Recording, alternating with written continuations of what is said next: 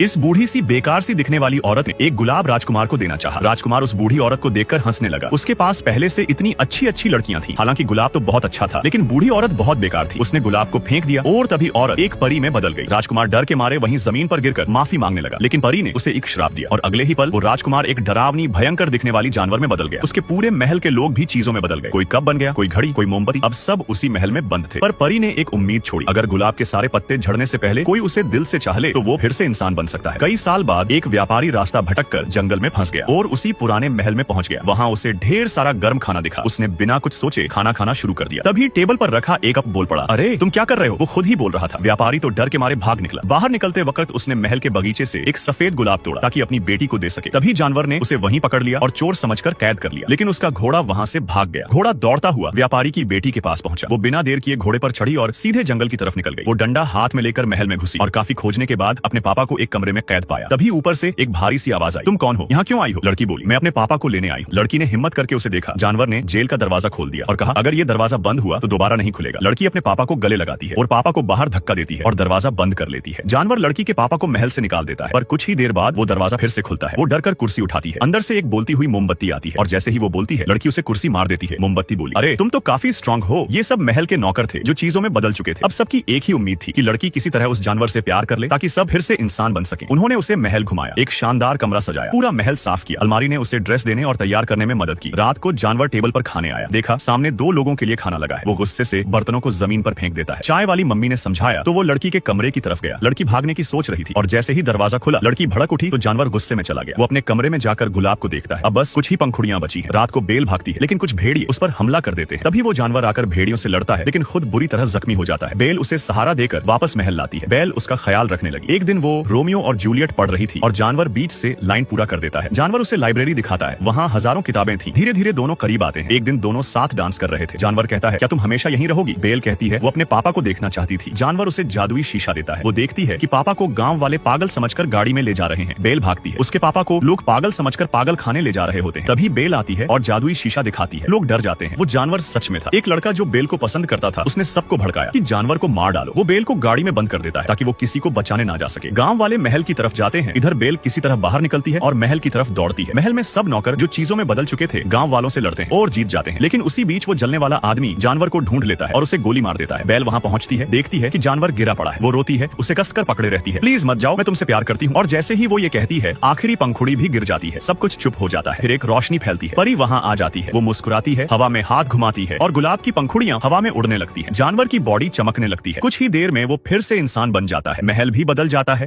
उसने जैसे ही एक भारी पत्थर हटाया, जमीन पर एक गहरा गड्ढा दिखाई दिया। उसने बिना देर किए अपनी पैंट नीचे की और उस गड्ढे में बैठ गया। तभी उसे पीछे से अजनबी लोगों की तेज कदमों की आवाज सुनाई दी। निक भागा और एक लकड़ी की झोपड़ी के पास जाकर खुद को छिपा लिया। अंदर उसकी बीवी और बाप भी थे। जब उसने झरोखे से देखा कि कुछ हथियारबंद लोग झोपड़ी की तरफ आ रहे हैं, बाप ने एक बैग निक की तरफ फेंका और तीनों ने सामान समेटा। फिर बाप ने एक छुपा रखा रास्ता खोल दिया और वो सब चुपचाप उससे बाहर निकल गए। लेकिन मुसीबत कम नहीं हुई थी। एक तो आवाज ना हो, ऊपर से बीवी बीमार थी, इसलिए बाप ने तय किया कि अब और नहीं भागा जाएगा। उसने निक और उसकी बीवी को एक बदबूदार गड्ढे पुराने गंदे टॉयलेट में छुपा दिया और खुद दुश्मनों को रोकने के लिए निकल पड़ा। बाप ने पहले तो कुछ दुश्मन को घायल किया, लेकिन फिर थक गया और उन लोगों ने उसका गला काट दिया। फिर तो जो हुआ, फिर दुश्मनों ने उसके बाप की बॉडी को सुअर की तरह ट्रीट किया। तभी गैंग का लीडर उस गड्ढे के पास आया जिसमें निक छिपा था। उसने शक के चलते ढक्कन खोलने की कोशिश की, लेकिन निक ने पहले से उसे कसकर बंद कर दिया था। जब लीडर ढक्कन नहीं खोल पाया और बदबू के चलते भाग गया। थोड़ी देर बाद जब सब चले गए, निक अपनी बीवी को लेकर झोपड़ी में लौटा। उसके जख्म अब और खराब हो चुके थे। पूरे पेट पर सड़न शुरू हो गई थी। अब उसके पास दवाई नहीं थी और आखिरी उम्मीद वो एंटीबायोटिक थी जो उस लीडर ने छीन ली थी। निक के पास अब 2 ही ऑप्शन थे, या तो बीवी को तकलीफ से मुक्ति दे दे या कुछ भी करके वो दवाई वापस लाए। उसने तकिए से उसकी जान लेने की कोशिश की, लेकिन वो रुक गया। उसने झोपड़ी छिपाई और निकल पड़ा दुश्मनों के पीछे। ठंड में कांपता हुआ, खून जमा देने वाली हवाओं के बीच भूखा प्यासा वो चलता रहा। रास्ते में वह एक छोटे बच्चे का पीछा करते हुए एक बूढ़े आदमी के घर पहुंचा। वहां से उसने कपड़े और सामान चुरा लिया। फिर निक ने उस गैंग के जंगल में छोड़े निशानों को फॉलो किया और एक जगह अपने जले हुए पिता की लाश देखी। वो वहीं उल्टी करने लगा। उसने बाप की लाश को वहीं दफना दिया। फिर पेड़ पर चढ़कर देखा तो उसे दूर धुआं दिखाई दिया, लेकिन नीचे गिर पड़ा। पैर की हड्डी टूट गई। तभी झाड़ियों से भयानक भौंकने की आवाज आई। जंगली कुत्ते उसकी तरफ आ रहे थे। निक ने आग जलाकर खुद को बचाया और किसी तरह रात काटी। सुबह वो फिर चल पड़ा और एक टेंट मिला। उसने पहले डरते डरते एक पत्थर मारा, कुछ नहीं हुआ तो अंदर घुस गया। वहां उसे एक सूखी लाश मिली, साथ में एक छुरी, माचिस और एक सीटी। वो नहीं जानता था कि यही 3 चीजें बाद में उसकी जान बचाएंगी। बाहर निकला तो वहीं छोटा बच्चा उसे देकर भाग गया। निक ने ज्यादा ध्यान नहीं दिया और आगे बढ़ा। एक नदी किनारे उसे खून बहता दिखा और फिर वो औरत दिखी जो गैंग की मेंबर थी। वो उसका पीछा करने लगा और गैंग के बेस तक पहुंच गया। अच्छी बात थी, उस वक्त वहां सिर्फ वही औरत थी। निक चुपचाप अंदर घुसा। उसने अपने पुराने बैग को देखा, लेकिन उसमें कुछ नहीं था। तभी वो औरत लौट आई। दोनों में लड़ाई हुई और निक ने एक पत्थर से उसके सिर पर वार कर उसे मार डाला। अब वो सीधा उस ट्रक घर में घुसा और दवाई ढूंढने लगा, लेकिन तभी बाहर से बाकी दुश्मन वापस आ गए। निक ने जल्दबाजी में औरत की लाश को छिपाया और खुद पेड़ के पीछे छुप गया। तभी उसने देखा कि वो बच्चा जिसे उसने पहले देखा था अब इन लोगों के पास कैद था। तभी उसने देखा लीडर ने एक एंटीबायोटिक एक घायल सदस्य को दे दी। अब उसके पास वक्त कम था। पहले लड़के की रस्सी काटी लेकिन लड़का चिल्लाने लगा। तभी घायल आदमी बाहर आया लेकिन लड़का भाग गया और निक को मौका मिल गया ताले वाली दवाई की पेटी के पास पहुंचने का, लेकिन लॉक नहीं खुला। तभी लीडर लौट आया। निक तुरंत ट्रक के नीचे छुप गया। लीडर ने गुस्से में अपने ही घायल साथी को मार डाला। अगले दिन सुबह जब सब सो गए थे, निक चुपचाप ट्रक में घुसा, आग जलाई और लीडर के गले से चाबी निकालने लगा। मुश्किल से उसने ताला खोला और दवाई हाथ में आ गई, लेकिन निकलते वक्त उसका हाथ अलार्म से टकरा गया और वो पकड़ा गया। उसे बांधकर रखा गया और दुश्मन उसका कत्ल करने की तैयारी कर रहे थे। लेकिन तभी निक ने जोर से सीटी बजा दी। आसपास के जंगली कुत्ते वहां आ पहुंचे और पूरा गैंग डर के मारे भाग निकला। निक ने छुरी से खुद को आजाद किया और एक पेड़ की ओट में छुप गया। लीडर ने अपने साथी की टांग काट दी ताकि कुत्तों से खुद बच सके। फिर निक ने एक एक कर सारे दुश्मनों को खत्म किया और फिर एक तीर लीडर के पैर पर मारा और जब वो जमीन पर गिरा तो पीछे से भेड़ियों का झुंड उसे नोचने दौड़ पड़ा। लेकिन जब वो घर लौटा तो झोपड़ी का दरवाजा खुला था और उसकी बीवी गायब। नीचे सिर्फ जंगली जानवरों के पंजों के निशान थे। जिसके लिए उसने सब कुछ किया वो अब शायद नहीं रही, लेकिन तभी किसी ने उसके कंधे पर हाथ रखा।